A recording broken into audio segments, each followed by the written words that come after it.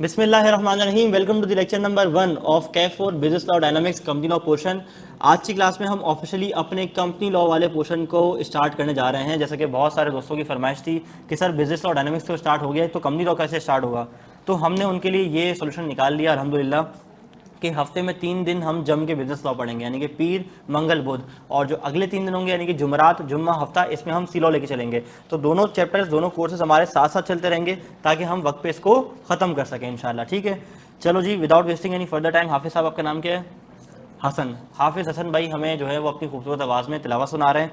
तिलावत का इख्तिराम करते ही हम अपनी क्लास का आगाज़ कर लेंगे। अऊज़ु बिल्लाहि मिनश शैतानिर रजीम। बिस्मिल्लाहिर रहमानिर रहीम।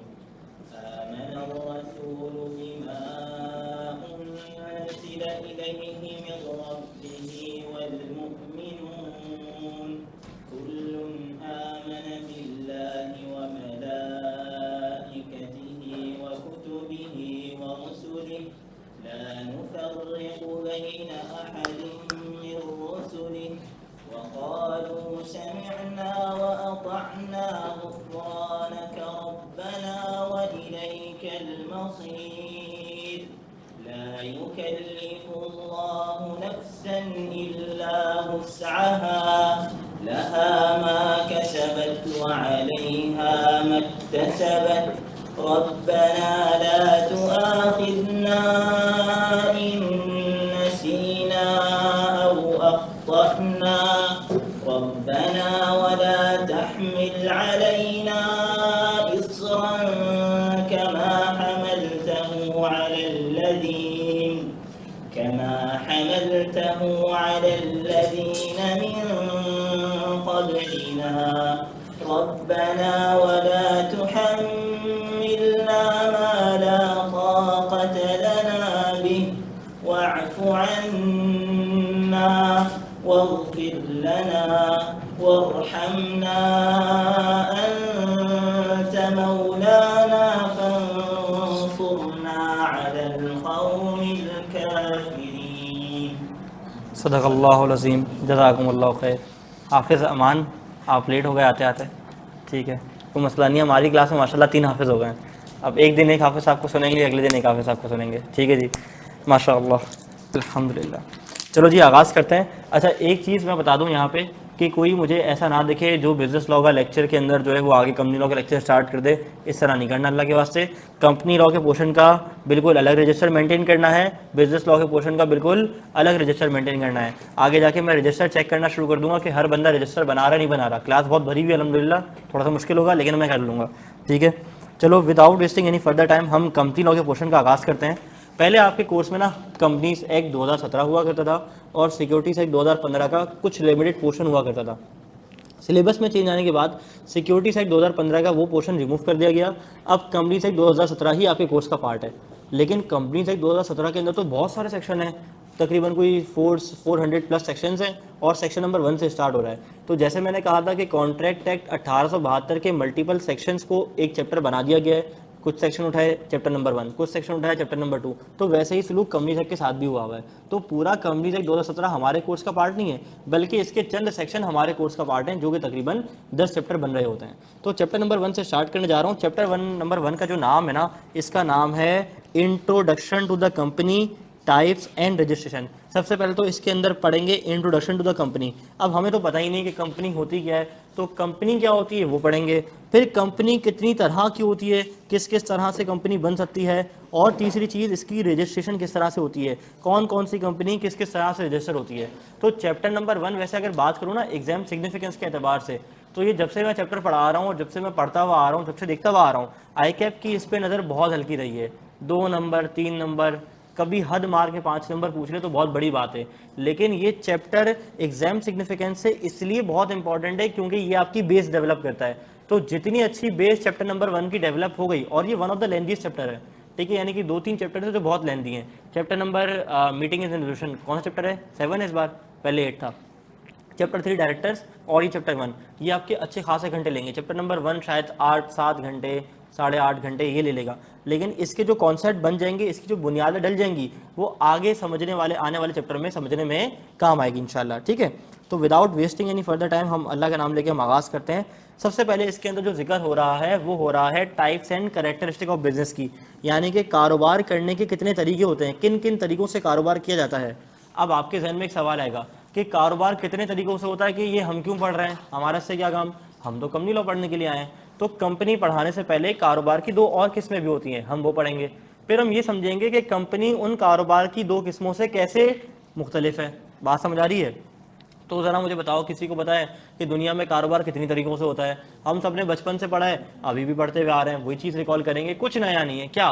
Soul trading, number 2 partnership, number 3 company. ज़बरदस्त। तो सोल ट्रेडर क्या होता है? सोल ट्रेडर वो होता है जो कि अकेला कारोबार कर रहा होता है, जिसका कोई शराकतदार नहीं होता।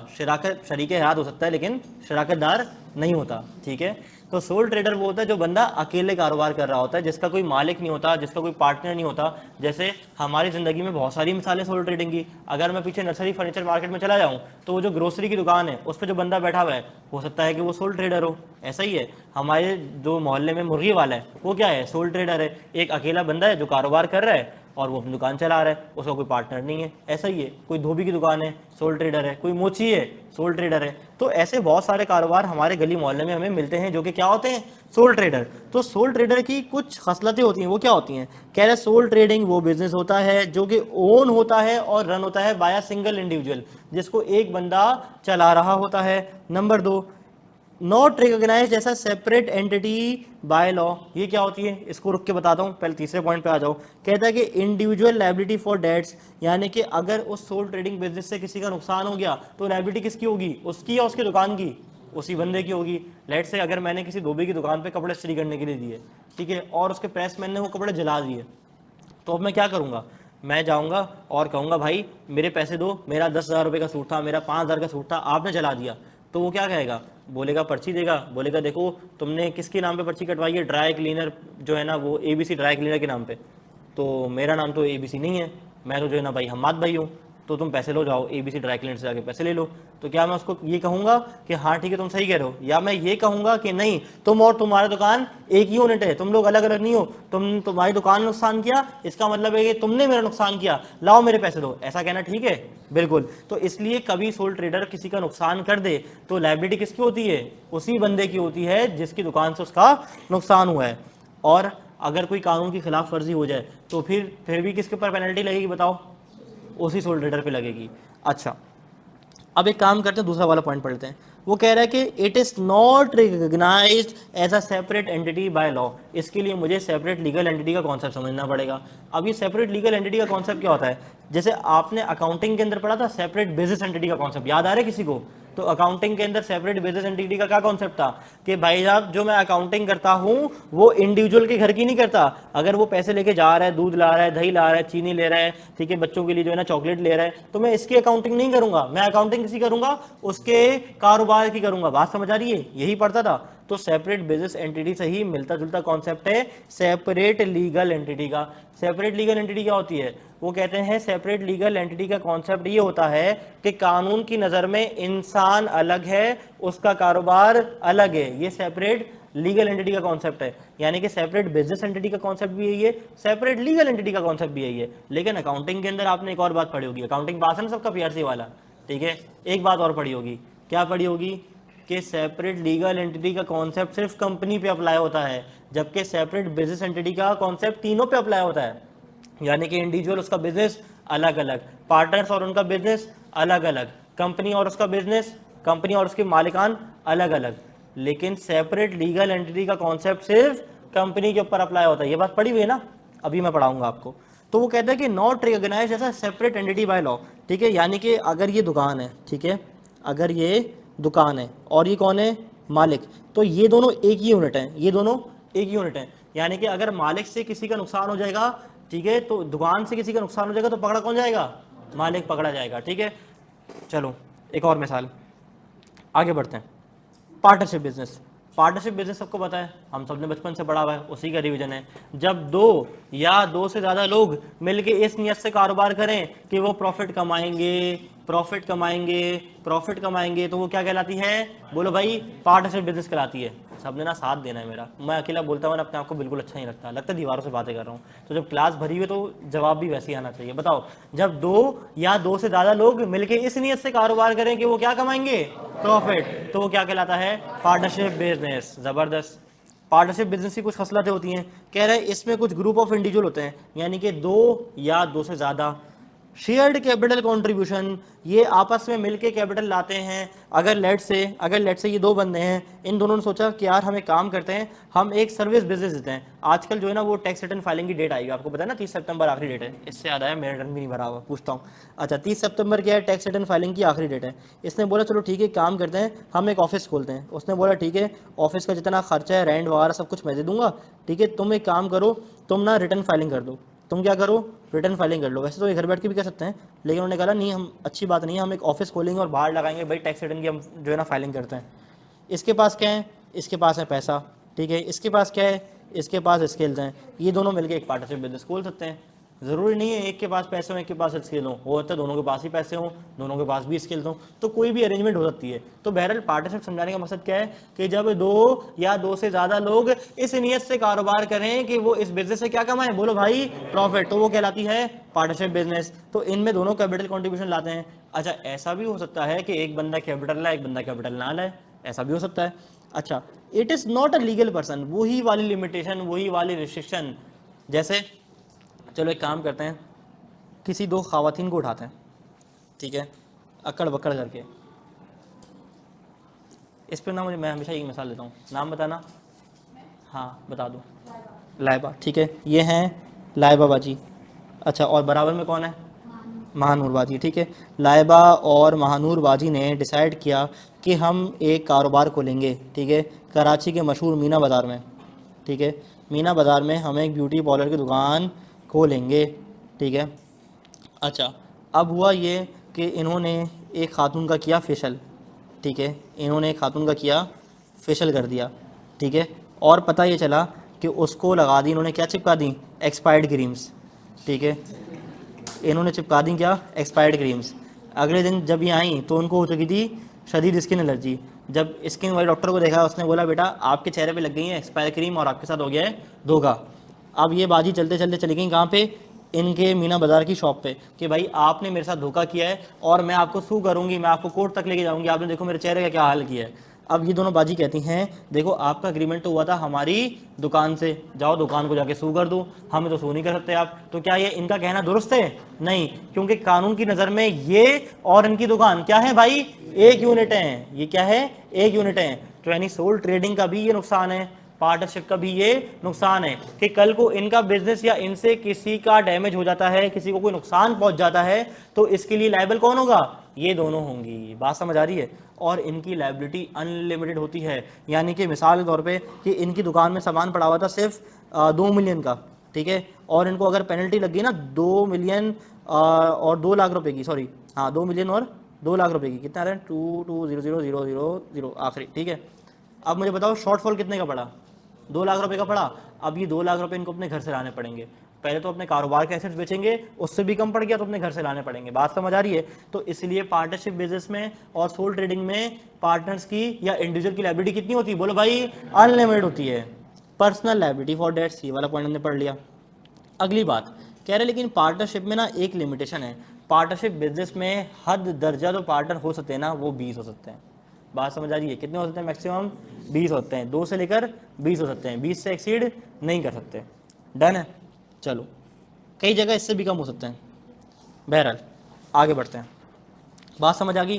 सोल ट्रेडिंग समझ आ गई, पार्टनरशिप समझ आ गई। किसी का कोई सवाल यहाँ तक? कंपनी पे आ जाऊँ? आ जाते हैं। कंपनी बनाने से पहले ना हम एक काम करते हैं, हम एक मिसाल से कंपनी को समझने की कोशिश करते हैं, ठीक है। चलो 4 दोस्तों की मिसाल लेते हैं। 4 दोस्त, कौन दोस्त हैं? हाफिज़ अमान भाई, हाफिज़ अमान भाई हैं। अच्छा, और इनके बराबर में जो बहुत सवाल करते हैं, क्या नाम है? नबील, नबील भाई हैं, ठीक है।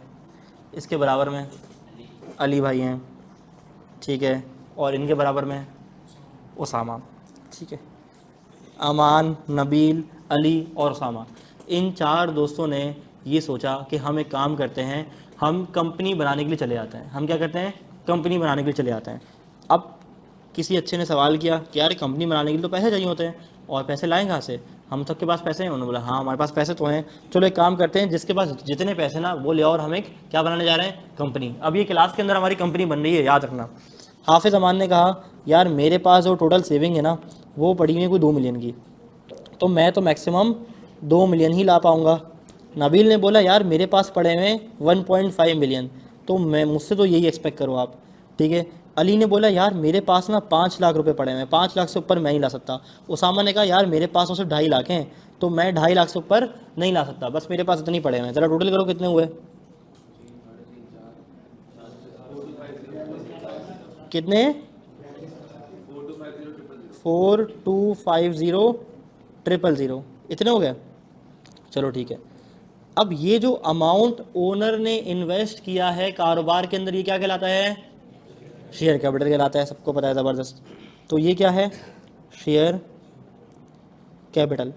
अच्छा, और हम सबको एक बात मालूम है कि जो शेयर की पार वैल्यू होती है वो कितनी होती है? 10 रुपये। ज़बरदस्त। अब मुझे बताओ, इन्होंने सोचा चलो 10 रुपये का एक हिस्सा कर देते हैं, तो टोटल नंबर ऑफ हिस्से कितने होंगे? बताओ बताओ बताओ। 425000, ठीक है। अब मुझे बताओ कि अगर मैं इसको भी 10 रुपये का एक शेयर दे रहा हूँ, इसको भी 10 रुपये का एक शेयर दे रहा हूँ, इसको भी 10 रुपये का एक शेयर दे रहा हूँ, इसको भी 10 रुपये का एक शेयर दे रहा हूँ, तो हर एक के हिस्से में कितने शेयर आएंगे? इससे पहले ज़रा एक चीज़ कंपेयर कर लो। यहाँ पे पार्टनरशिप के अंदर हो सकता था कोई पैसा लाए, हो सकता था कोई पैसे नहीं लाए, लेकिन शेयर ऑफ प्रॉफिट दोनों को मिल रहा होता था।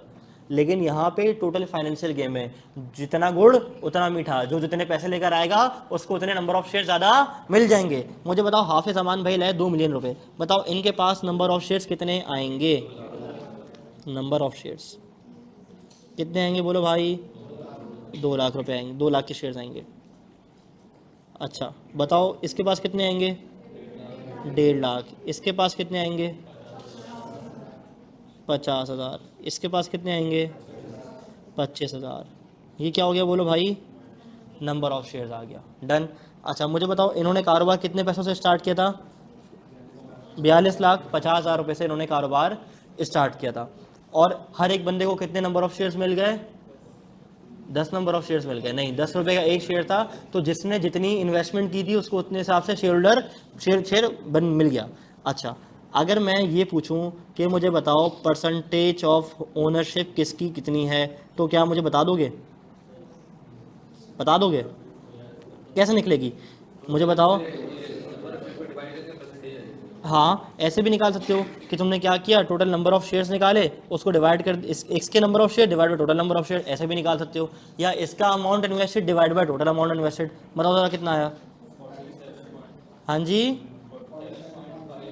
47.5%।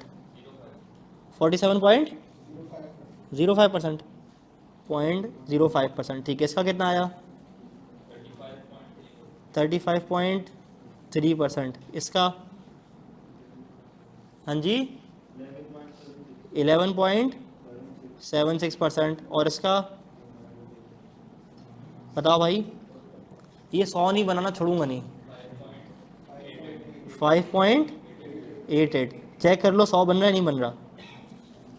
पक्का? हाफिज़ अमान भाई आप कैलकुलेटर लेके बैठा करें, बताओ 100 बन रहा है? चलो अल्हम्दुलिल्लाह, शुक्र अल्हम्दुलिल्लाह। किसने बताया था यार? ये किसने बताया था? चलो थैंक यू यार। आपका नाम? एहसन भाई। डन है। दोबारा स्टोरी रिपीट कर रहा हूँ। 4 दोस्तों ने फैसला किया कि ये मिलके क्या बनाने जा रहे हैं? कंपनी बनाने जा रहे हैं। हर बंदा अपना अपना कंट्रीब्यूशन लेकर आ गया और इस डब्बे में डाल दिया। इस डब्बे को हमने कंपनी का नाम दे दिया। अच्छा, हमें पता है कि शेयर की पार वैल्यू कितनी होती है? 10 रुपये। तो जिसके पास जितना पैसा था उसको उतने नंबर ऑफ शेयर्स मिल गए। मैंने कहा था कि कंपनी बनाने के लिए कंपनी के अंदर टोटल फाइनेंशियल गेम होता है, टोटल पैसों का गेम होता है। तो जिसके पास जितना पैसा वो उतना ज़्यादा का मालिक। अब हाफिज़ अमान अमीर भाई थे, ठीक है, इनके पास 2 मिलियन रुपए थे, तो ये 47.5% के शेयर होल्डर बन गए। 15 लाख जिसके पास थे 35% का बन गया, जिसके पास 5 लाख थे 11% का बन गया, जिसके पास 2.5 लाख थे 5% का बन गया। क्या मेरी बात समझ आ रही है? तो ये हो गई मेरे पास परसेंटेज ऑफ शेयर होल्डिंग। तो ये ऐसे कंपनी का ना स्ट्रक्चर बन रहा होता है कि जिसके पास जितना पैसा वो उतने परसेंट का मालिक। अच्छा, अगली बात, अब हम सबको पता है कि कंपनी ने जो कारोबार स्टार्ट किया था ना, वो किया था इससे 42,50,000 रुपये से। अब कंपनी ने पूरे साल काम किया, कारोबार किया, यानी कि लेट से मैं अज्यूम करता हूँ 1 जनवरी 2024 से कारोबार स्टार्ट हुआ और एंड हुआ कब, 31 दिसंबर 2024 तक। अच्छा, ये इन्होंने कारोबार करना है इस डेट तक ना। अब हुआ ये कि इन चारों ने ये बैठ के सोचा एक मीटिंग के अंदर कंपनी बनाने से पहले कि यार हम चारों तो कारोबारी हजरात हैं, हमारे तो और भी मसरूफियात हैं। अब हमारे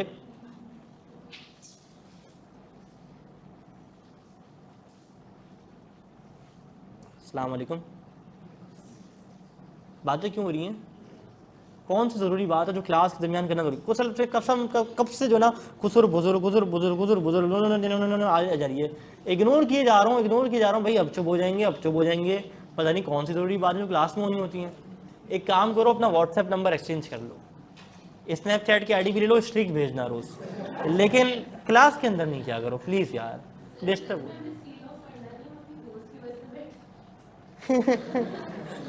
जाओ क्लास से जाओ, जल्दी जाओ, शाबाश। ये लड़कियों की पता नहीं कौन सी खसलत है, जहाँ जाती है अपने दोस्त को साथ लेके जाती हैं। अब गरीब ने सीलो पढ़ना नहीं है, ठीक है, वो अपने दोस्त को लेकर आ गई है। सीलो वाले कौन था? ये तो वही जा रही है। अच्छा, ये तुम्हारी वजह से वो दोनों रगड़े में आ गए। जल्दी जाओ, चलो, अस्सलाम वालेकुम वरहमतुल्लाह, थैंक यू।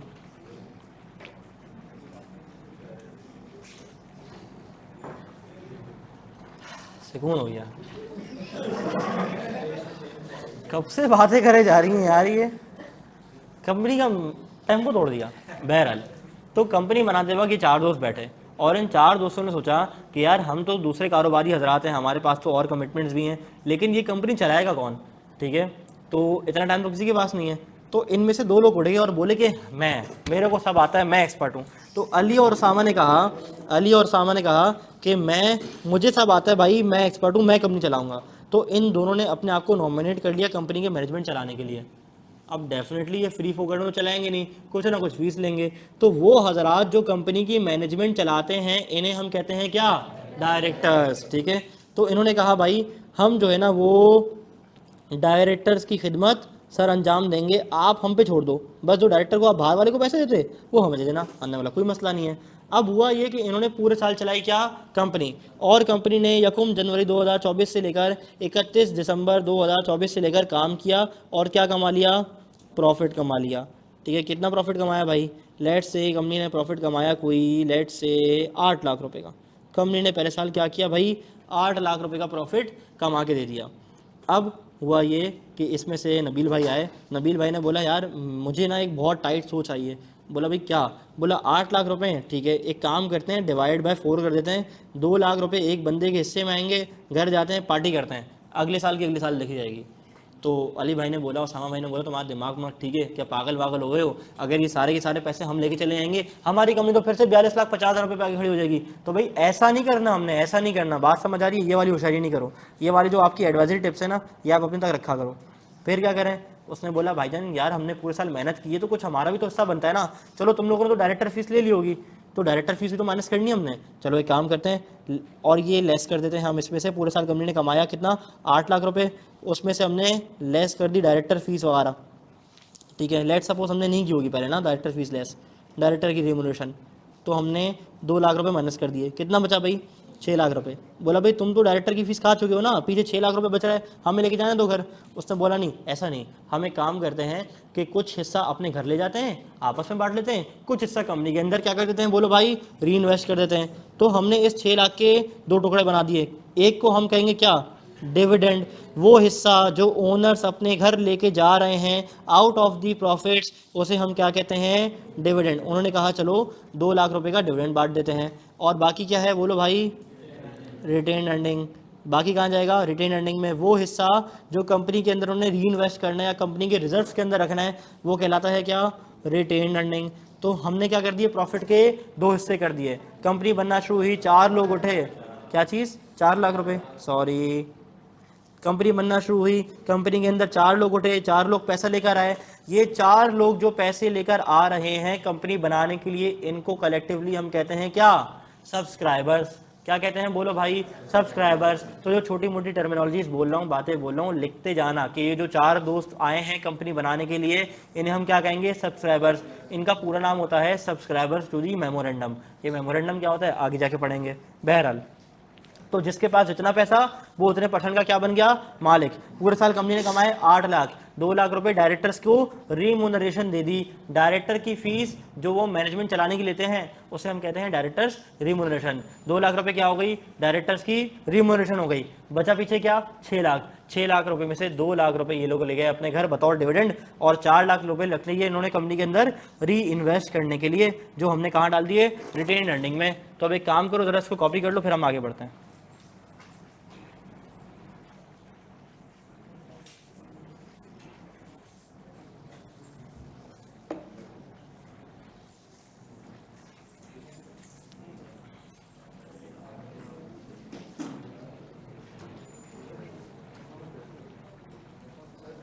हाँ जी,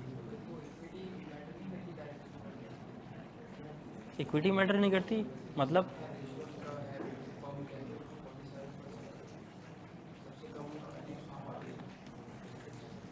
वो minimum number of share holding होती है अगर कंपनी प्रिस्क्राइब करे तो। वो कंपनी अगर चाहेगी तो रखेगी minimum number of share holding to become a director, वो आगे चैप्टर नंबर 3 में आएगा। एक सवाल आया है ऑनलाइन वाले हजरात का कि ये सर कंपनी प्राइवेट है। हाँ, ये प्राइवेट कंपनी है। अभी प्राइवेट कंपनी होती क्या है, प्राइवेट कंपनी बनती कैसे, इसके ऊपर मैं बात करूंगा कुछ देर बाद जाके, ठीक है। ये सब्सक्राइबर वाली बात रिपीट कर दें। देखो, वो लोग जो बिल्कुल कंपनी के बानी होते हैं, जो कंपनी के फाउंडर्स होते हैं, जो कि सबसे पहले ये नियत करते हैं कि हम ये पैसे लेकर जाएंगे और इसको पैसे से कंपनी फॉर्म करेंगे, वो लोग कहलाए जाते हैं क्या, सब्सक्राइबर्स, ठीक है। अच्छा सर, कंपनी के लिए मिनिमम मैक्सिमम मेंबर कितने होने चाहिए, वो आगे आएगा, हम बता देंगे, ठीक है। अच्छा, और मैक्सिमम की लिमिट नहीं होती, मिनिमम 2 होते हैं, चलो बता दिया। सर काइंडली सीलो के ग्रुप में ऐड कर दें। भाई मैं एडमिन को कहूँगा कि ऐड कर दे, टेंशन नहीं है, ठीक है। अच्छा, अब हम बढ़ते हैं अगले कॉन्सेप्ट की जानिब। अब हुआ ये कि मुझे ज़रा ये बताओ कि कंपनी की पोजीशन क्या है। अगर मैं देखूँ 1 जनवरी 2025 पे कंपनी की क्या पोजीशन है, ठीक है। 1 जनवरी 2025 पे हमारी कंपनी की क्या पोजीशन है, मुझे बताओ। कि ओपनिंग कितने से की थी हमने, 42,50,000 रुपये से, ऐसे ही किया था। 42,50,000 रुपये से हमने ओपनिंग कर दी थी। मुझे बताओ कि कंपनी ने कितना प्रॉफिट कमाया था, 8 लाख रुपए। 2 लाख रुपए हमने क्या दे दिए थे, डायरेक्टर को रिम्यूनरेशन दे दी थी, ऐसे ही है, ठीक है।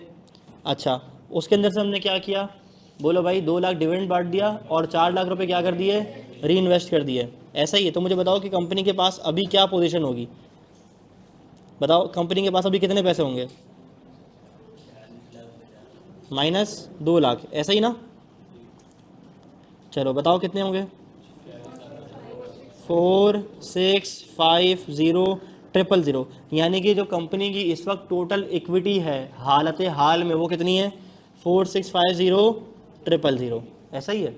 अच्छा, अब हुआ क्या, कंपनी ने कोई जो है ना वो ब्रीच ऑफ ड्यूटी कर दी, कोई लेट से लीगल नॉन कंप्लाइंस कर दी, कोई जो है ना कंपनी पकड़े गए डायरेक्टर से कोई फ्रॉड कर दिया, कोई बड़ी मुसीबत हो गई, किसी एम्प्लॉय ने केस कर दिया, किसी एम्प्लॉय को इंजरी हो गई इनके प्रीमिसेस में काम करते हुए और उसको उन्होंने कंपनसेशन देनी पड़ गई है, किसी भी XYZ रीज़न की वजह से इनके ऊपर हुकूमत पाकिस्तान ने या कोर्ट ऑफ लॉ ने क्या कर दी, बोलो भाई, पेनल्टी इम्पोज कर दी, ठीक है। क्या कर दी, पेनल्टी इम्पोज कर दी। अच्छा, एक काम करते हैं, हमने अपनी कंपनी का नाम नहीं रखा था ना, नाम रख ले इसका जाके, ठीक है। पूरी कंपनी बन गई है, नाम अल्लाह देगा, आ जाओ। क्या नाम रखें इसका, ABC कंपनी रख दें, फिर क्या रखें, अच्छा सा नाम रखें, अच्छा सा नाम रखते हैं हम इसका,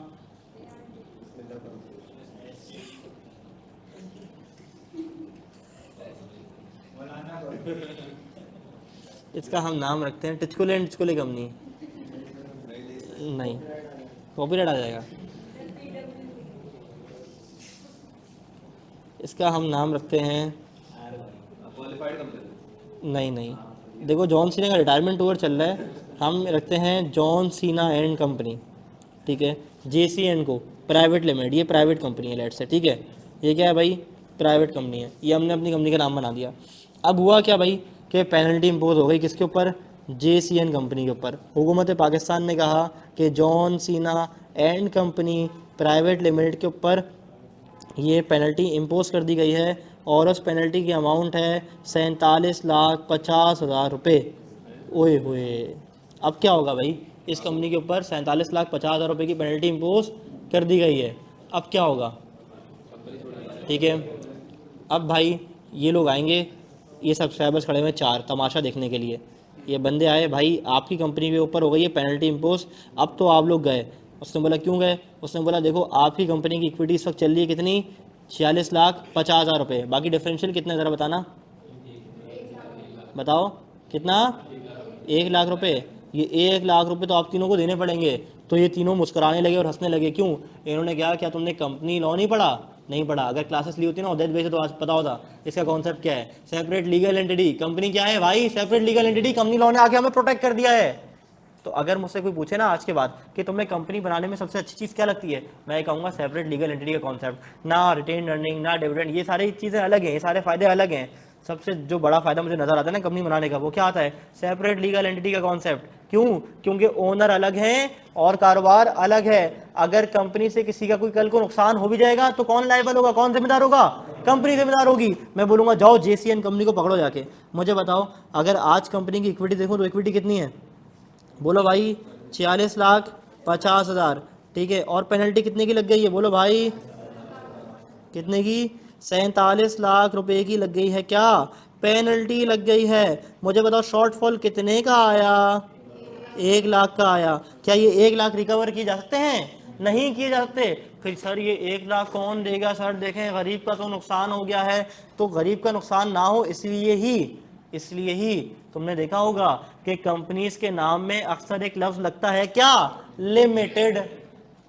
बहुत सारे लोगों को शायद ये बात ना पता हो कि कंपनी के आखिर में जो एक लफ्ज लगता है ना गरीब सा, लिमिटेड, ये लिमिटेड क्यों लगता है, ये लफ्ज लिमिटेड ये शो करता है कि इस कंपनी के मेंबर्स की लायबिलिटी लिमिटेड है to the extent of their investment in the company. बात समझ आ रही है। जैसे यूनिलीवर का पूरा नाम क्या है, UPL, एक कंपनी UPL, एक है UPFL, मैंने ऑडिट किया ना उसका इसलिए पता है। UPL है यूनिलीवर पाकिस्तान लिमिटेड और एक है यूनिलीवर पाकिस्तान फूड्स लिमिटेड। तो फूड्स वाला सेगमेंट अलग है, बाकी साबुन शैम्पू वाली चीज़ें ना सारी अलग है।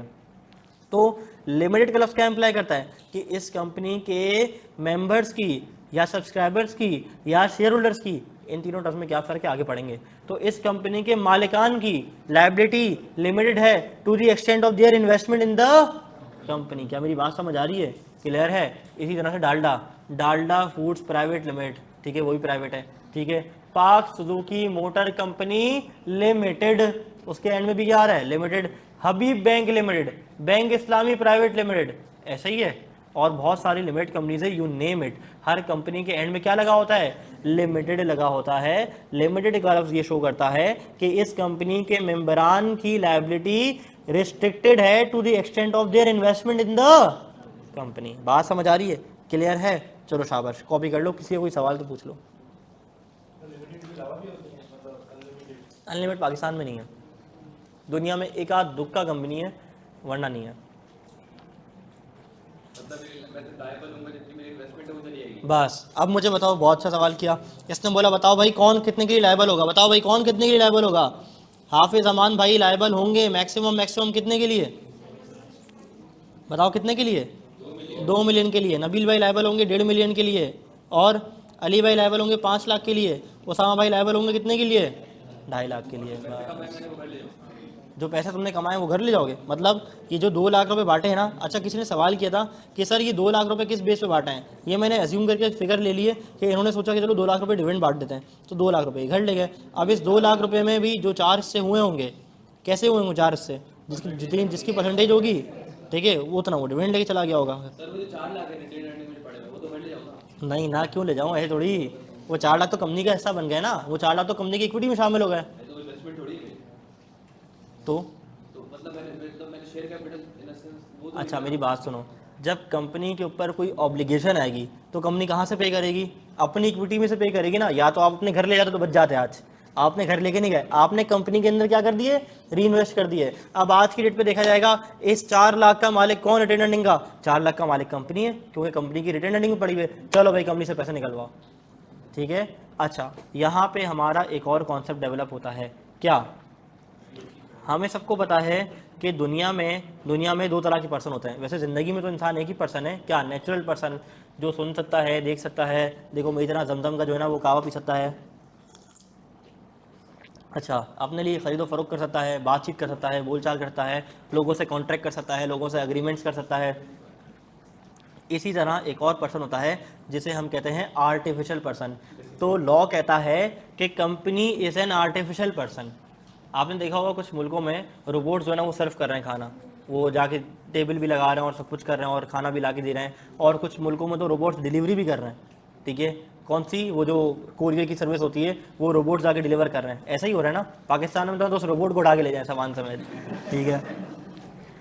अच्छा, तो वो क्या है, वो नेचुरल पर्सन है, वो आर्टिफिशियल पर्सन है, वो आर्टिफिशियल पर्सन है, सही है। तो कंपनी के बारे में लॉ कहता है कि company is an artificial person, यानी कि जैसे मैं इंसान हूँ, मैं लोगों से कॉन्ट्रैक्ट कर सकता हूँ, वैसे कंपनी भी लोगों से कॉन्ट्रैक्ट कर सकती है। मैं अपनी चिड़िया बिठाता हूँ, यानी कि साइन करता हूँ, तो कंपनी क्या करेगी, कंपनी का साइन तो होता ही नहीं है, तो कंपनी की ऑफिशियल स्टैंप होती है, यानी कि ऑफिशियल सील होती है। बात समझ आ रही है, कंपनी का ऑफिशियल क्या होता है, स्टैंप होता है, साइन की जगह क्या होता है, स्टैंप होता है। डन है, क्या मेरी बात समझ आती है? चलो, अब मुझे ये बताओ कि इस पूरे एपिसोड में नंबर ऑफ पर्सन्स कितने हैं? कितने लोगों को लगता है 4 पर्सन हैं? और कितने लोगों को लगता है 5 पर्सन हैं? 5 है पक्का, क्योंकि मैंने थोड़ी देर पहले कहा कि company is an artificial persons. बात समझ आ रही है, क्लियर है? सवाल कर लो भाई। तो सवाल ये कि अगर कंपनी ने किसी से कॉन्ट्रैक्ट करा, ठीक है, और कॉन्ट्रैक्ट जो है वो किसी के साथ करा, और वो लाइक कंपनी ने कोई वादा करा कि वो चीज़ देंगे, ये तो कॉन्ट्रैक्ट है कंपनी का। सर कॉन्ट्रैक्ट ये लॉस, तो ये लॉस बिजनेस लॉ का सवाल है, ठीक है, ठीक, कोई मसला नहीं, क्योंकि बिजनेस लॉ का जो कॉन्ट्रैक्ट एक्ट है 1872 है, वो सिर्फ इंडिविजुअल पे अप्लाई नहीं होता, वो कंपनी के ऊपर भी अप्लाई होता है, ठीक है। चलो, कंपनी ने किसी से कॉन्ट्रैक्ट करा, सर अगर कोर्ट में करने के कंपनी ने फुलफिल नहीं करी कंडीशंस, तो कोर्ट पे लेके गए, तो कोर्ट में तो ये वो लॉ का ये मेरे ख्याल से बात है ना कि कंपनी के पास अपना तो कोई दिमाग वक्त तो है नहीं, तो उसने गलत कर दो कंपनी को सू कर सकते हैं। हाँ, कंपनी को सू किया जाता है। अगर कोई डिसेबल पर्सन करता है तो उसको सू नहीं कर सकते। डिसेबल पर्सन मतलब कोई ऐसा डिसेबल जिसके लाइक अपने होशो वास में नहीं कर रहे हैं, मैंने पढ़ी थी। हाँ, वो आगे आएगा, वो बिजनेस लॉ कॉन्सेप्ट है, वो कंपनी लॉ में नहीं छोड़ूंगा मैं उसको, ठीक है। वो चैप्टर नंबर 4 है, free consent and void agreements आ रहा है। तो उसमें अगर कोई डिसेबल पर्सन कॉन्ट्रैक्ट करेगा किसी के साथ, उसने नहीं करी, कोई कंडीशन फुलफिल नहीं करी, तो उसको कर सकते हैं डिसेबल पर्सन को, हाँ। वो चैप्टर नंबर, वो अगेन बिजनेस लॉ का सवाल है, वो उसका जवाब मैं यहाँ दूंगा ही नहीं। बिजनेस लॉ के सवाल क्लास में करोगे ना तो दूंगा। सर तो दोनों की चीज़ें लिंक करेंगे, कंपनी भी तो एक तरीके से दिमाग थोड़ी कंपनी का। अच्छा, वो कह रहा है भाई कि लॉ का एक कॉन्सेप्ट है बिजनेस लॉ का कि यार अगर कोई बंदा होशो आवाज़ में नहीं है, पागल वागल है, तो उसका कॉन्ट्रैक्ट किया जाता है या नहीं, तो मैं यूँ कहूँगा कि इसका जवाब बिजनेस लॉ में दूंगा। अब भाई का अगला सवाल है कि कंपनी के पास तो दिमाग नहीं है, तो कंपनी के पास दिमाग नहीं है, कंपनी एक आर्टिफिशियल पर्सन है, लेकिन इसको चलाने वाले कौन है? डायरेक्टर्स आ रहे हैं। तो कंपनी से कल को अगर किसी का नुकसान हो जाता है तो उसके लिए कंपनी लायबल है। लेकिन हाँ, आगे जाके हम इसी चैप्टर के अंदर पढ़ेंगे कि अगर डायरेक्टर्स ने कोई ऐसी हरकत कर दी जो कि उन्होंने विलफुल निगलेक्ट की, विलफुल नेग्लिजेंस कर दी, तो उसके लिए डायरेक्टर्स पर्सन लायबल होते हैं। यानी कि कंपनी लायबल होगी थर्ड पार्टी को, और कंपनी को लायबल होगा कौन? वो डायरेक्टर जिसने वो गलती की है। बात समझ आ रही है? चलो जी, क्लियर है ये? बढ़ जाऊँ आगे? अब आ जाओ, अब हमने पूरा कंपनी का चूंकि स्ट्रक्चर समझ लिया है, अब हम ये कंपनी की डेफिनेशन पढ़ेंगे तो हमें बहुत अच्छे से समझ आएगा। वो क्या कह रहा है? कह रहा है कंपनी की भी कुछ खसलतें होती हैं। नंबर 1, इसके शेयर होल्डर की लायबिलिटी लिमिटेड होती है to the extent of his investment in the company. जबरदस्त। कह रहा है 1 to any number of share holders. ये क्या है बाबू? ये तो कॉन्सेप्ट सारे हिल गए। ये क्या हो गया? हमने पढ़ा था कि सिंगल जो बंदा होता है, जो सोल ट्रेडर होता है, वो कितने बंदे होते हैं? कम से कम, मैक्सिमम भी एक ही होता है। और जो कंपनी होती है उसमें तो कम से कम 2, ज़्यादा सॉरी जो पार्टनरशिप होती है उसमें कम से कम 2, ज़्यादा से ज़्यादा 20। और कंपनी के अंदर भी तो ऐसे ही होगा ना कि कंपनी कोई अगला एक बंदा कैसे बना सकता है? बना सकता है कंपनी एक बंदा? बना सकता है। उसे हम कहते हैं सिंगल मेंबर कंपनी। अब एक सवाल जहन में आना चाहिए, क्या? बोलो भाई, एक बंदा मुर्गी वाला है, वो कारोबार कर रहा है, एक बंदा मोची है, एक बंदा ड्राई क्लीनर है, एक बंदा हेयर ड्रेसर है, वो कारोबार कर रहा है, सुकून से कारोबार चला रहा है, उसको क्या मस्ती है? कि वो कंपनी लॉ के अंदर आगे रजिस्टर हो, रजिस्ट्रेशन फीस भरे, अपनी शनाख्ती कार्ड वगैरह बनाए, मतलब मेमोरेंडम जिसे हम शनाख्ती कार्ड कहते हैं, अपनी आर्टिकल ऑफ एसोसिएशन बनाए, जो कि हमारा अगला टॉपिक आएगा, ये सारी कंप्लाइंसेस करे, और फिर मतलब ये सब कुछ क्यों करे? हाँ, लिमिटेड लाइबिलिटी के शेड के अंदर आने के लिए, कि कल को अगर उसकी दुकान से किसी का नुकसान हो जाए, अगर कल को जो है ना तबेले से निकल के भैंस भाग जाए और किसी को नुकसान कर दे, तो वो उस भैंस के तबेले के मालिक को नहीं पकड़े, बल्कि लाइबिलिटी किसकी होगी? कंपनी की होगी उसकी। बात समझ आ रही है? उसकी कैटल फॉर्म की लाइबिलिटी होगी, उस मालिक की पर्सनल लाइबिलिटी नहीं होगी। क्लियर है मेरी बात समझ आ रही है? तो 1 to any number of share holder, तो सिंगल मेंबर कंपनी भी बनाई जा सकती है। अच्छा, establish by company law. Company law क्या होता है? कुछ देर बाद आता हूँ, यहाँ आ जाओ। लीगल पर्सन स्टेटस हमने पढ़ लिया कि कानून की नज़र में कंपनी क्या होती है? बोलो भाई, लीगल पर्सन होती है। ठीक है। अच्छा, डॉक्ट्राइन ऑफ कॉर्पोरेट पर्सनैलिटी, ये क्या होती है? ये हमने पढ़ लिया कि कानून की नज़र में बंदा अलग और उसका बिजनेस अलग, इसे हम कहते हैं डॉक्ट्राइन ऑफ कॉर्पोरेट पर्सनैलिटी भी कहा जाता है। ठीक है। अच्छा, legal rights and obligations, company की भी लीगल राइट्स होती हैं, कंपनी की भी ऑब्लिगेशन होती हैं। जैसे कि मैं एज इंसान, as human being business law की क्लास में कॉन्ट्रैक्ट कर रहा था कि कौन मेरी घड़ी 40,000 रुपये में ख़रीदेगा, तो वैसे ही कंपनी भी क्या करती है भाई? कंपनी भी कॉन्ट्रैक्ट करती है, कंपनी भी एग्रीमेंट्स करती है। अगर मैं एक इंसान हूँ, मेरे नाम पे गाड़ी है, मेरे नाम पे बाइक है, तो बजाते कंपनी भी अपने नाम पे एसेट्स रख सकती है। कंपनी के नाम भी घर हो सकते हैं, कंपनी के नाम पे भी गाड़ियां हो सकती हैं। जैसे कंपनी के नाम पे घर नहीं हो सकता है। डिफेंस फेज 8 में गालिबन यूनिलीवर का क्या है? गेस्ट हाउस है, तो वो गेस्ट हाउस किसके नाम पर है? यूनिलीवर के नाम पर है। लाहौर में भी फेज 8 में जब मैं जाके रहा था यूनिलीवर के ऑडिट के पर, तो वहाँ का भी गेस्ट हाउस है। अब मैं बोलूँ कि वो गेस्ट हाउस किसके नाम पर है? वो यूनिलीवर के नाम पर है। बात समझ आ रही है? तो भाई कंपनी अपने नाम पे एसेट खरीद भी सकती है, कंपनी अपने नाम से एसेट बेच भी सकती है। कुछ दिन पहले मैंने एक साहब की गाड़ी जो है ना सेल करवाई, उनको गाड़ी बेचनी थी। उन्होंने कहा यार मेरी गाड़ी बिकवा दो। मैंने कहा ठीक है। मैंने अपने दोस्त को कॉल की, उसने कहा ठीक है मैं गाड़ी बिकवाता हूँ, शोरूम वाले से बात करता हूँ। तो पता ये चला कि जो शोरूम वाला था वो शोरूम किसी बैंक का था। तो हमने अपनी गाड़ी बैंक केस पे सेल करते हैं ना, जैसे गाड़ी कि बैंक हमसे गाड़ी खरीद लेता है, तो मैंने उन साहब की गाड़ी बैंक केस के थ्रू सेल करवा दी। अब देखा जाए तो क्या बैंक के हाथ पाँव, बैंक सूंघता है, बैंक देखता है, बैंक गाड़ी को चेक करता है ऐसे करके? नहीं, बैंक तो ये सारे काम नहीं करता, लेकिन बैंक अपने किसी ना किसी एजेंट के थ्रू करवाता है। बात समझ आ रही है? कोई ना कोई उनका डिपार्टमेंट बना होगा, उससे करवा रहा है। लेकिन एट दी एंड जब उस बंदे के पास चेक आया, तो वो चेक किसका आया? वो बैंक के नाम का आया। तो यानी कि बैंक तो चेक भी इशू कर सकता है, बैंक तो खरीदो फरोख्त भी कर सकता है, बैंक के राइट्स भी होते हैं, बैंक के ऑब्लिगेशन भी होते हैं। यानी कि बैंक अगर पूरे साल प्रॉफिट कमाएगा तो उस पर क्या देगा? टैक्स भी पे करेगा, ये उसकी ऑब्लिगेशन भी है। तो जैसे हम एक इंसान की दुनिया में रहते हुए लीगल राइट्स और ऑब्लिगेशन होती हैं, वैसे एक company being an artificial person, इसके भी राइट्स होते हैं और इसके भी ऑब्लिगेशन होते हैं। क्या मेरी बात समझ आ रही है? सर ये बैंक गाड़ियों का नहीं करता, बैंक हमारे पहले तो गाड़ी खरीद रहा है। हाँ, तो क्या करता है गाड़ी का? वो तो इन्वेस्टमेंट थोड़ी है गाड़ी का। भाई वो एक शोरूम था, वो बैंक के नाम पे था। ठीक है, तो बैंक ने शोरूम रखा हुआ है, तो बैंक ने हमसे गाड़ी उठाई लेट से 40 लाख रुपए की, आगे किसी पार्टी को 42 लाख रुपए की बेच दी। तो बैंक का कारोबार नहीं कर सकता? कर सकता है ना भाई। ठीक है, या हो सकता है वो बैंक ने खरीदी हो किसी और के लिए। ठीक है, जैसे बैंक केस पे गाड़ी बेचते हैं ना, खरीदते हैं। अगर तुम्हें एक गाड़ी पसंद आती है, तुम शोरूम गए, तुमने बोला यार ये गाड़ी ना मुझे यारिस है, मुझे 21 मॉडल पसंद आ रही है, मेरे पास पैसे नहीं है। बैंक ने कहा अच्छा रुक जाओ, मैं तुम्हारे लिए खरीद देता हूँ। तुम एक काम करना, मुझे किस्तों पे पैसे दे देना आराम से। उसने ठीक है, तो बैंक ने उस पार्टी से जाके वो गाड़ी खरीद ली और अपने नाम पे रख ली, फाइल भी अपने नाम पे रख ली। अब तुम उसको लीज पेमेंट करते जाते हो और जब एंड हो जाता है तो बैंक अपने नाम से तुम्हारे पास गाड़ी ट्रांसफ़र कर देता है। सवाल आया था वहाँ से। हाँ जी,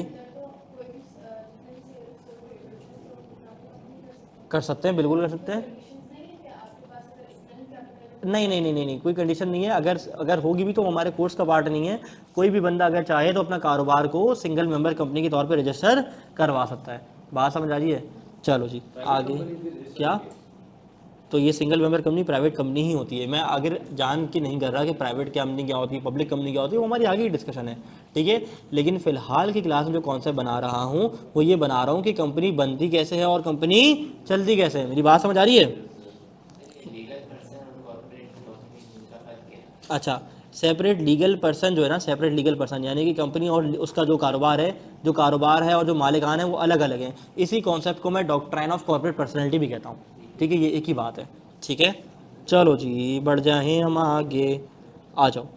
अब बात आती है क्या कि रूल्स एंड रेगुलेशंस की, कि कंपनी के ऊपर कौन कौन से रूल्स कौन कौन से रेगुलेशंस अप्लाई होते हैं। अच्छा, ये जो भी मैं चीज़ें पढ़ा रहा हूँ ना, ये सब समझने वाली हैं और याद रखने वाली हैं, बस समझ के कॉन्सेप्ट बनाने वाली हैं। जो चीज़ याद करने वाली है कि खुद बताऊँगा यार ये देखो याद कर लो, और जो चीज़ याद करने वाली है उससे भी चैप्टर नंबर 1 से पूछता ही नहीं है, सिर्फ पूछ लेता तो क्या गरीब 2 चीज़ें पूछता है, एक डेफिनेशन और एसोसिएशन नॉट फॉर प्रॉफिट, ठीक है, वो भी हम पढ़ लेंगे इंशाल्लाह। बहरहाल रूल्स एंड रेगुलेशंस कह रहे हैं, रूल्स एंड रेगुलेशंस के एरिया में वो मुझसे बात करता है क्या, law and governance of a company की, कि कंपनी चलती कैसे, कंपनी को कौन लॉ गवर्न करता है। ऐसा ही है ना, देखो जबकि हम इंडिविजुअल आपस में वो करते हैं, क्या करते हैं भाई, कॉन्ट्रैक्ट्स वगैरह करते हैं, तो कॉन्ट्रैक्ट एक्ट 1872 हमें क्या करता है, गवर्न कर रहा होता है कि हमने जो भी कॉन्ट्रैक्ट करने हैं, जो भी एग्रीमेंट करने हैं, जो भी मामलात करने हैं, लेने देने के, वो सारे किसके तहत करने हैं, कॉन्ट्रैक्ट एक्ट 1872 के तहत करने होते हैं। ऐसा ही है, तो कंपनी अगर हमने बना ली है और कंपनी अगर हम चला रहे हैं, कंपनी कारोबार कर रही है, तो इसके ऊपर भी कोई रेगुलेटर तो होना चाहिए ना, ठीक है, रेगुलेटर्स भी मौजूद हैं।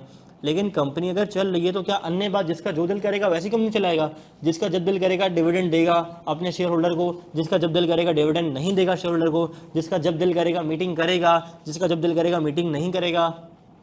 एक बंदे ने पैसे कलेक्ट किए, कंपनी बनाई, बहुत सारे लोगों को पैसा इकट्ठा किया और उसके बाद उनको कुछ बता ही नहीं रहा, ना मीटिंग का नोटिस दे रहा है, ना मीटिंग के बारे में बता रहा है, ना डिविडेंड दे रहे हैं, ना कोई ऐलान कर रहा है। अब बिज़नेस कर भी रहे हैं, नहीं कर रहे, उस पैसे को लेके भाग गए, क्या कर रहे हैं, तो कोई ना कोई रूल तो होना चाहिए ना, तो कोई ना कोई लॉ तो होना चाहिए ना, जिसके तहत कंपनी को क्या किया जाए, गवर्न किया जाए। तो हमारे मुल्क में, मुल्क पाकिस्तान में अब जितनी कंपनीज बनती हैं वो कंपनीज एक्ट 2017 के तहत बनती हैं। क्या इससे पहले कोई एक्ट था? हाँ, 1913 में जो है ईस्ट इंडिया कंपनी के टाइम पे कंपनीज एक्ट 1913 हुआ करता था, जिसे हम कहते हैं रिपील्ड कंपनीज एक्ट। रिपील्ड क्यों? क्योंकि it was replaced later by some other act और ऑर्डिनेंस, तो इसलिए वो हमारे ज़माने के लिए क्या है, आउटडेटेड है, ठीक है। ये याद करने वाली चीज़ नहीं है, लेकिन समझना ज़रूरी है कि कंपनी लॉ ये कंपनी से कैसे बन गया, इससे पहले क्या हुआ करता था। तो क्या हर कंपनी से 2017 के तहत बनी है? अच्छा, जो इससे पहले वाली कंपनीज थी वो किसके तहत बनी होंगी? तो वो सब समझने के लिए हम ये पढ़ रहे हैं, ठीक है। तो वो कह रहे हैं कि कंपनी लॉ का जब लफ्ज़ आएगा ना, कंपनी लॉ के तहत वाली कंपनी, तो उसके अंदर वो वाली कंपनी भी शामिल है जो ईस्ट इंडिया के टाइम पे, अंग्रेज़ों के टाइम पे 1913 के अंदर बनी थी। फिर 1913 के बाद लंबा गैप आ गया, वो जंग वंग होती रही सारी, 1947-48 सब कुछ निकल गया, ठीक है। और वो जो पाकिस्तान स्टडीज़ की किताब में पाकिस्तान ने जंगी जीती नहीं, ठीक है, वो वाली जंगी भी हो गई। उसके बाद जाके 1984 के अंदर जो है ना वो कंपनीज ऑर्डिनेंस बना, ठीक है। अब आप कहोगे यार ऊपर आ रहा है कंपनीज एक्ट, नीचे आ रहा है कंपनीज ऑर्डिनेंस, ये क्या भेदभाव है? तो भाई इसकी बात असल में ये है कि ऑर्डिनेंस पास करता है प्रेसिडेंट और प्राइम मिनिस्टर बनाता है क्या, प्राइम मिनिस्टर बनाता है क्या, बोलो भाई, एक्ट। यानी कि नेशनल असेंबली और सेनेट मिला बन के जो है ना वो बनाती हैं, क्या बनाती हैं, एक्ट पास करती हैं। और जो प्रेसिडेंट पास करता है उसे क्या कहते हैं हम, ऑर्डिनेंस कहते हैं। ये चैप्टर नंबर 1 लीगल सिस्टम के अंदर जाके हम सीखेंगे, ठीक है। बहरहाल आ जाओ, तो फिर जंग के बाद, आज़ादी के बाद, सबके बाद कंपनीज एक्ट, कंपनीज ऑर्डिनेंस 1984 आया, फिर दोबारा से अपडेट हो गया, कंपनीज ऑर्डिनेंस 2016 आया, लेकिन ये इतना नहीं चला। इसके फौरी बाद अगले साल कंपनीज एक्ट 2017 आ गया, जो कि आज तक चलता हुआ आ रहा है। तो अगर मैं ये कहूँ कि इस एक्ट के तहत बनने वाली कंपनीज, तो जब भी this act, under the act ऐसा कोई लफ्ज़ आएगा तो मैं क्या समझूंगा, कौन सा एक्ट की बात कर रहा है, कंपनीज एक्ट 2017 की बात कर रहा है। लेकिन अगर मैं यूं कहूं कि कंपनी लॉ के तहत बनने वाली कंपनी, तो इसके अंदर हर कंपनी आ जाएगी, सारी कंपनीज आ जाएंगी, 1913 वाली कंपनी भी आ जाएगी, 84 वाली कंपनी भी आ जाएगी, 2016 के अंदर बनने वाली कंपनी भी आ जाएगी, और कंपनी से 2017 के तहत बनने वाली कंपनी भी आ जाएगी। क्या मेरी बात समझ आ रही है? बोर तो नहीं हो रहे? कॉन्सेप्ट बन रहे हैं, बेसिक चल रही हैं, ठीक है, डन। अच्छा, अगली बात कही जाती है कि दो कंपनी की ज़िंदगी के ना सबसे अहम तरीन डॉक्यूमेंट्स होते हैं। ये दो डॉक्यूमेंट्स ऐसे हैं जो कंपनी की ज़िंदगी के क्या हैं, सबसे अहम तरीन डॉक्यूमेंट है। एक को हम कहते हैं मेमोरेंडम ऑफ एसोसिएशन, एक को हम कहते हैं आर्टिकल्स ऑफ एसोसिएशन। जगह जगह इसका लफ्ज आएगा, जगह जगह जिक्र आएगा, मेमोरेंडम में अपडेट कर दो, मेमोरेंडम में अपडेट कर दो, आर्टिकल्स में अपडेट कर दो, आर्टिकल्स को चेंज कर दो, मेमोरेंडम में डाल दो, आर्टिकल्स में कर दो। अब ये क्या है, ये मेमोरेंडम ऑफ एसोसिएशन क्या है और ये आर्टिकल ऑफ एसोसिएशन क्या है, ये क्या भला है? तो मेमोरेंडम ऑफ एसोसिएशन के अंदर मैंने आपको पहले दिन पे बताया था कि ये कंपनी का क्या है भाई, शनाख्ती कार्ड है। डीएसआर की क्लास में देखा था ना बादशाह खान का शनाख्ती कार्ड, याद है ना? उसके अंदर क्या था, बादशाह खान का नाम, बादशाह खान के अब्बा का नाम, बादशाह खान की शनाख्ती अलामत, बादशाह खान का रेजिडेंशियल एड्रेस, बादशाह खान की डेट ऑफ बर्थ, ये सब कुछ आ रहा था ना। तो मेमोरेंडम ऑफ एसोसिएशन भी कंपनी का शनाख्ती कार्ड है, एक डॉक्यूमेंट है। उसके अंदर सब कुछ आ रहा होता है कि कंपनी बनी कब है, कंपनी को चलाने वाले लोग कौन हैं, ठीक है, कंपनी को फॉर्म किसने किया है, ठीक है, कंपनी का कारोबार क्या होगा, ठीक है, ये सारी चीज़ें आ रही होती हैं मेमोरेंडम ऑफ एसोसिएशन में। और मेमोरेंडम ऑफ एसोसिएशन होती है बाहर वाली दुनिया के लिए। अगर कोई नया इन्वेस्टर कंपनी के अंदर आके पैसा इन्वेस्ट करना चाहता है तो उसको पता होना चाहिए कि भाई कंपनी है क्या, कंपनी को बनाने वाले कौन लोग हैं, ठीक है। मैं एक काम करता हूँ, मेरे पास मेमोरेंडम ऑफ एसोसिएशन लाजमी तौर पे मिलना चाहिए, मैं आपको दिखाता हूँ, यहाँ मिल जाएगा इंशाल्लाह। मेमोरेंडम आ जाओ यार भाई प्लीज़ यार, नहीं आ रहा, नाराज़ हो गया, दिखाता हूँ, रुक जाओ। चैप्टर नंबर 2 में मिलेगा मुझे। चैप्टर नंबर 2 में मैं मेमोरेंडम एसोसिएशन और आर्टिकल ऑफ एसोसिएशन स्टार्ट करके समझाता हूँ, तो मुझे यहाँ पे मिल जाना चाहिए। ये रहा मेमोरेंडम ऑफ एसोसिएशन, क्या बात है, ज़बरदस्त। एससीसीपी ने अपने वेबसाइट पे ना मेमोरेंडम ऑफ एसोसिएशन का एक फॉर्मेट रखा हुआ है। वैसे तो चैप्टर नंबर 2 में मैं बताता हूँ, क्योंकि chapter number 2 is all about memorandum and articles, लेकिन चूंकि मैं तुम लोग को बता रहा हूँ कंपनी का शनाख्ती कार्ड है, कंपनी का शनाख्ती कार्ड है, अब देख लो कैसा होता है। For company limited by shares, ये लिमिटेड बाय शेयर्स क्या होता है बताऊंगा आगे जाके, मतलब ऐसी कंपनी जिसका शेयर कैपिटल है, ठीक है। अच्छा, सबसे पहले आता है कंपनी का नाम क्या होगा, हमने इस कंपनी का नाम रख दिया एबीसी प्राइवेट लिमिटेड। कंपनी का रजिस्टर्ड ऑफिस कहाँ होगा, किस प्रोविंस में होगा, किसी प्रोविंस में, अगर इस्लामाबाद में जो कि पार्ट ऑफ प्रोविंस नहीं होता तो इस्लामाबाद आ जाएगा। कंपनी का प्रिंसिपल लाइन ऑफ बिजनेस क्या होगा, कंपनी कौन सा कारोबार करेगी, ठीक है। अच्छा, फिर ये सारी चीज़ें आती हैं। फिर नीचे कहता है भाई कुछ कंपनी को इजाज़त लेनी पड़ती है कोई स्पेशल टाइप ऑफ बिजनेस के लिए, छोड़ दो, ठीक है। अच्छा, अगर हमने कैटल फॉर्म खोला है तो हम क्या लिख देंगे कि कंपनी का प्रिंसिपल लाइन ऑफ बिजनेस क्या है, एग्रीकल्चर एक्टिविटीज़ करना, ठीक है। चलो, और क्या है भाई, कंपनी क्या नहीं करेगी, ये वाले काम नहीं करेगी, ठीक है। अच्छा, फिर कंपनी के मेंबर्स की लायबिलिटी कितनी है, लिमिटेड है। ऑथराइज कैपिटल कंपनी का कितना है, 1 लाख रुपए है, ठीक है। अच्छा, कंपनी को बनाने वाले कौन है, अब देखो ये जो कंपनी हमने बनाई थी ना, इसको 4 लोगों ने बनाया था, एज ने, ट्रिपल एच ने, कॉडी रूट्स ने और जे ऊसो ने, ठीक है। क्योंकि मैं रेसलिंग देखता हूँ तो हमने यहाँ पे रेसलर्स के नाम लिख दिए थे। देखो कंपनी को बनाने वाले कौन है, ये लोग हैं, इनके एनएससी नंबर क्या है, इनके फादर का नाम या हस्बैंड का नाम क्या है, नेशनलिटी क्या है, ठीक है, और एक एक बंदे ने कितने शेयर्स खरीदे हैं, ये सारी चीज़ें क्या हो रही होती हैं मेमोरेंडम ऑफ एसोसिएशन में। और मेमोरेंडम ऑफ एसोसिएशन को एक गवाह भी साइन करता है कि हाँ यार मेरे सामने 4 लोग आए थे कंपनी बनाने के लिए, ये गवाह ने साइन कर दिया। बात समझ आ रही है, तो हम वापस चलते हैं अपने चैप्टर नंबर 1 की तरफ। तो मेमोरेंडम ऑफ एसोसिएशन क्या है, बात समझ आती है, क्लियर हो गया। चलो जी, आर्टिकल्स ऑफ एसोसिएशन क्या होती है, क्या होती है भाई आर्टिकल्स ऑफ एसोसिएशन। अब मैंने आपको बताया था कि कंपनी क्या ऐसा नहीं कर सकती कि जब दिल चाहे मीटिंग करे, जब दिल चाहे ना करे, जब चाहे डिविडेंड दे, जब चाहे डिविडेंड ना दे, जब चाहे अपने शेयर होल्डर को कोई इन्फॉर्मेशन प्रोवाइड कर दे, जब चाहे ना करे। अगर कोई शेयर होल्डर जिसने पैसा इन्वेस्ट किया है वो चाहता है आगे कि मैं पूछगछ करूं, कंपनी के रजिस्टर देख लूं, कंपनी की बुक्स देख लूं, कंपनी के रिकॉर्ड्स देख लूं, तो क्या कंपनी कभी उनको दिखाएगी ही नहीं, ऐसा हो सकता है, नहीं हो सकता ना। तो जो शेयर होल्डर है, जो इन्वेस्टर है, या जिसने कंपनी को पैसा उधार पे दिया हुआ, जो क्रेडिटर है, उसका ये हक बनता है वो कंपनी के सारे मामलात को पूछगछ कर सके। अब अगर कंपनी सिरे से मना कर दे तो क्या ये उनके साथ इंसाफ होगा, नहीं होगा। तो इसको गवर्न करने के लिए कंपनी एक डॉक्यूमेंट बनाती है जिसे हम कहते हैं आर्टिकल्स ऑफ एसोसिएशन। जैसे पाकिस्तान का क्या है, आईन पाकिस्तान। अब आईन पाकिस्तान क्या करना होता है, हम सबको क्या करना होता है भाई, फॉलो करना होता है, और आइन की क्या करनी होती है, पासदारी करनी होती है, और आइन को तोड़ना नहीं होता। ऐसा ही है ना, बोलो ना यार, हाँ ठीक है। अच्छा, तो इसी तरह से जब कंपनी बनती है तो कंपनी के हर मेंबर के ऊपर, हर डायरेक्टर के ऊपर, हर शेयर होल्डर के ऊपर, सबके ऊपर ये लाजिम हो जाता है कि वो आइन की पासदारी कर देंगे, यानी कि आर्टिकल्स ऑफ एसोसिएशन को फॉलो करेंगे। अब कंपनी के ऊपर ये लाजिम है, जो अगर आर्टिकल्स ने कह दिया है कि साल में 4 दफ़ा डायरेक्टर्स की मीटिंग होगी तो लाजमी होगी। अगर वो कहते हैं कि मेंबर्स को मीटिंग का नोटिस भेजना है तो अब लाजमी भेजना है। ऐसा नहीं हो सकता कि किसी मेंबर को मीटिंग का नोटिस की इतला दी ही नहीं जाए। तो आर्टिकल्स के अंदर क्या होता है, एक पूरी ना जिंदगी का जो है वो क्या कहते हैं, उसके ज़िंदगी का प्रोसीजर है। जैसे हम क्या करते हैं, हम कुरान पाक और हदीस मुबारक के मुताबिक अपनी ज़िंदगी क्या करते हैं, गुजर बसर करते हैं, ऐसा ही है। तो वैसे ही जो कंपनी अपनी ज़िंदगी गुजारती है, जो कंपनी का लाइफ स्टाइल है, वो किसके मुताबिक होना चाहिए भाई, आर्टिकल्स ऑफ एसोसिएशन के मुताबिक होना चाहिए। जैसे हम बहैसियत मुसलमान, हमारा लाइफ स्टाइल कैसा होना चाहिए, कुरान और सुन्नत के मुताबिक होना चाहिए। तो वैसे ही कंपनी का लाइफ स्टाइल कैसा होना चाहिए, आर्टिकल्स ऑफ एसोसिएशन के मुताबिक होना चाहिए। अब आर्टिकल्स ऑफ एसोसिएशन में क्या होता है, आर्टिकल्स में होता है कंपनी की मीटिंग कब होगी, नोटिस किसको जाएगा, कंपनी डिविडेंड किस तरह से देगी, किसको देगी, कब देगी, क्या बैंक में देगी, क्या कैश में देगी, और दीगर बहुत सारी चीज़ें। डायरेक्टर्स कैसे आएंगे, डायरेक्टर कैसे जाएंगे, कोई बंदा अगर गड़बड़ी कर दे तो उसको निकाला जा सकता है, कौन निकालेगा, कैसे निकालेगा। जैसे हमारी ज़िंदगी में, जैसे कुरान में या हदीस में बहुत सारे हमें रेफरेंस मिलते हैं ना ज़िंदगी के, निकाह के मसाइल मिल जाते हैं, ठीक है, तलाक के मसाइल मिल जाते हैं, ज़िंदगी गुजर बसर करने के मसाइल मिल जाते हैं। अगर मैं किसी से कॉन्ट्रैक्ट कर रहा हूँ तो कॉन्ट्रैक्ट की जो बातें सारी वो मुझे मिल जाएंगी। किसी के साथ अगर आपने एग्रीमेंट करना है, किसी का कारोबार करना है तो कैसे करना है, तो कंप्लीट क्या है, कोड ऑफ लाइफ है ना। तो वैसे ही कंपनी का भी कंप्लीट कोड ऑफ लाइफ क्या है, उसके आर्टिकल्स ऑफ एसोसिएशन। बात समझ आ रही है, क्लियर है। तो आज की क्लास को यहीं तक रखें या पढ़ें आगे, पढ़ें, चलो ज़बरदस्त। आर्टिफिशियल पर्सन, अब ये आर्टिफिशियल पर्सन कौन होता है, ये वाली बात भी हमने कर ली है। तो अल्हम्दुलिल्लाह जितनी बातें कर ली ना वो उसी की स्लाइड आती जा रही हैं।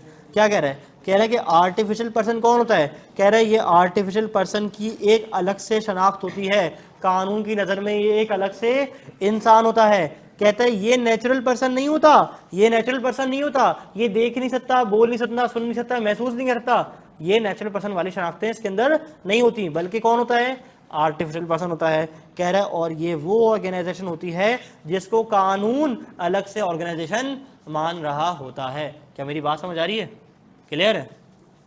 चलो ऑनलाइन वाले जरा सब क्लियर है, यहाँ तक सब क्लियर है। एक बात बोली कि कंपनी में लाइक फर्ज होता है कि अपने लाइक स्टेटमेंट्स और रिपोर्ट वगैरह दिखाए, हाँ, पब्लिक को। सर अगर कोई सेंसिटिव इंफॉर्मेशन है जो अपनी कंपनी डिस्क्लोज नहीं करना चाह रही तो इसके ऊपर सिक्योरिटी से 2015 का एक अलग से सेक्शन होता है, disclosure of price sensitive information. अलग से आओगे बताऊंगा, क्लास में नहीं बताऊंगा क्योंकि कोर्स का पार्ट नहीं है, ठीक है।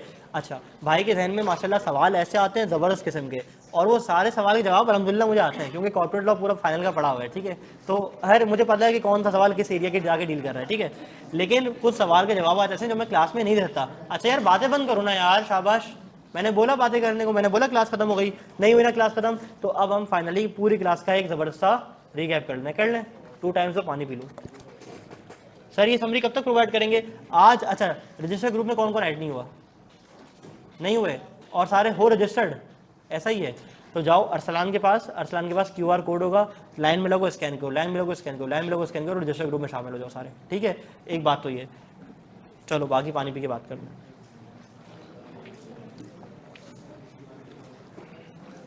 तुम्हारा कोई भाई वैसे तो नहीं कर रहा, तुम्हारा हाँ, तुम्हारी जो शक्ल ना मेरे एक दोस्त से मिलती है। ऑनलाइन वाले कैसे हो, एडमिन का नया नंबर आ गया ना, क्या नंबर है एडमिन का नया नंबर ज़रा बताना। यूफोन वाला नंबर है 033 करके कुछ, क्या नंबर है ज़रा बताना। किसी के पास है एडमिन का नया नंबर, नहीं है यार। एक नया नंबर आ गया ना एडमिन का, वो असल में हमारा पुराना नंबर ना ब्लॉक हो गया। नहीं ये वाला नहीं, हाँ 0332 क्या 7948 ये एडमिन का न्यू नंबर है, ठीक है, रजिस्टर्ड नंबर है, व्हाट्सएप का माइडा से रजिस्टर्ड है गालिबन। तो इसके ऊपर आप एडमिन से रब्ता कर लो, वो आपको ग्रुप में ऐड कर देंगे, ठीक है। एक बात तो ये हो गई। चलो मैं लिख दूँ यहाँ पे एडमिन, कहीं बच्चे मुझे समझ के मैनेज कर दें। अच्छा अब क्लास का क्विक रिकैप कर लेते हैं। आज की क्लास का आगाज़ करते हुए हमने बात की कि आज हम पढ़ने जा रहे हैं क्या, कंपनी से 2017 स्टार्ट करने जा रहे हैं। इसके अंदर हमने बात की जनाब बिजनेस कितने तरह के होते हैं, सोल ट्रेडर, बिजनेस का अकेला मालिक, अगर कोई लायबिलिटी होगी तो सारी की सारी जिम्मेदारी इसकी, ठीक है, इसकी दुकान और ये बंदा एक ही यूनिट है, ऐसा ही है। इंडिविजुअल लायबिलिटी फॉर डेट्स और personal liability for legal breaches, इस कॉन्सेप्ट को यहीं तक रखना, याद नहीं करना, ठीक है। पार्टनरशिप को भी सेम सीन, क्या जब 2 या 2 से ज़्यादा लोग मिलकर कारोबार करें इस नीयत से कि वो प्रॉफिट कमाएंगे और घर लेके जाएंगे, वो क्या कहलाता है, बोलो भाई, पार्टनरशिप। इसके अंदर सब लोग पैसा डाल भी सकते हैं, सब लोग पैसे नहीं भी डाल सकते।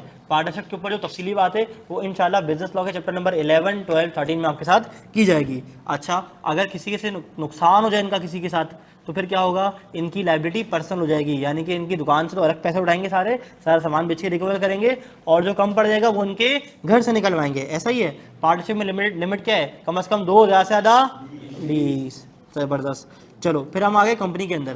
कंपनी के समझने से पहले हमने कंपनी बनाई कि 4 लोग मिलके उठ के कंपनी बनाने का इरादा करते हैं। तो जो लोग कंपनी बनाने का इरादा करते हैं इसे हम कहते हैं क्या, सब्सक्राइबर्स। फिर जो टोटल पैसा ये लोग कंपनी के अंदर लाते हैं इसे हम क्या कहते हैं, शेयर कैपिटल। 10 रुपए का एक हिस्सा बनाते हैं तो 10 रुपए क्या है हमारी पार वैल्यू, और जिसको जितने नंबर ऑफ शेयर्स मिल जाए उसे क्या कहते हैं हम, बोलो नंबर ऑफ शेयर्स, ठीक है। और जिसका जितना हिस्सा उसकी उतनी परसेंटेज ऑफ ओनरशिप। फिर हमने बात पढ़ी कि वो हिस्सा जो पार्टनर्स या जो सब्सक्राइबर्स बिजनेस में से ले जाएं अपने इस्तेमाल के लिए जाती वो क्या कहलाता है, डिविडेंड। और जो रीइन्वेस्ट कर रहे हैं वो रिटेन अर्निंग में चला जाता है।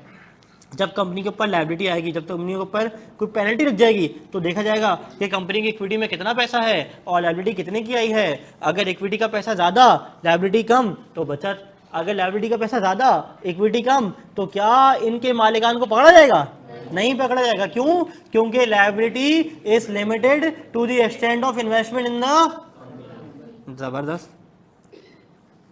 और हमने बताया कि इस पूरे एपिसोड में हमारे पास कितने पर्सन हैं, कौन, फिर 4 कौन बोला, कौन बोला 4, 5 लोग हैं, ठीक है। कौन कौन, अमान, नबील, अली, उसामा और जेसी एंड कंपनी। चलो फिर हमने क्या पढ़ा, हमने इसके कैरेक्टरिस्टिक्स पढ़ लिए, कैरेक्टरिस्टिक्स पढ़ लिए ऊपर यहाँ पे, ठीक है। ये सारे कैरेक्टरिस्टिक्स में पढ़ लिए। अच्छा जी, उसके बाद हम आ गए कहाँ पे, कंपनी लॉ के तहत। अगर मैं बोलूँ कि इस एक्ट के तहत, तो कौन सा एक्ट, कंपनी से 2017। अगर मैं कहूँ कंपनी लॉ के तहत बनने वाली कंपनी, मतलब 1913 वाली भी, 84 वाली भी, 2016 वाली भी और 2017 वाली भी, ठीक है। फिर मेमोरेंडम क्या होता है, कंपनी का शनाख्ती कार्ड जो कि बाहर वाली दुनिया को दिखाने के लिए होता है। और आर्टिकल ऑफ एसोसिएशन जिसके तहत मेरी कंपनी चल रही होती है। क्या मेरी बात समझ आ रही है। फिर हमने पढ़ा कि who is an artificial person, legal entity होती है, नेचुरल पर्सन नहीं होती, और ये वो ऑर्गेनाइजेशन होती है जो कि रिकग्नाइज बाय लॉ होती है, ठीक है। कल हम पढ़ेंगे characteristic of company is an artificial person. अच्छा, दूसरी बात ये कि सारे फिजिकल हजरात अरसान के पास चले जाएँ और व्हाट्सएप ग्रुप में ऐड हो जाएँ QR कोड स्कैन करके। आज मैं ट्रैवलिंग बना दूंगा और जो मेरे लेक्चर होते जाएंगे बी लॉ के, सी लॉ के, वो लेक्चर नंबर वाइज PDF में ग्रुप पे अपलोड कर दिया करूंगा। अपना बहुत सारा ख्याल रखिएगा, दवाइयाँ हिला के वक्त चलिएगा। इंशाल्लाह कल क्लास में मुलाकात होती है। अस्सलाम वालेकुम व रहमतुल्लाह।